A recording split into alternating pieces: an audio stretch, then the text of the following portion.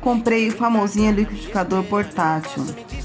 Vou abrir e mostrar para vocês. Ele vem com carregador USB, mas não vem carregado, tem que carregar antes de usar. Ele é lindo. Eu comprei na cor branca, mas tem várias cores disponíveis. Nesse copo cabe 350 ml. Vamos testar. Eu coloquei um pouco de banana, maçã, kiwi, minhas frutas favoritas e mais leite.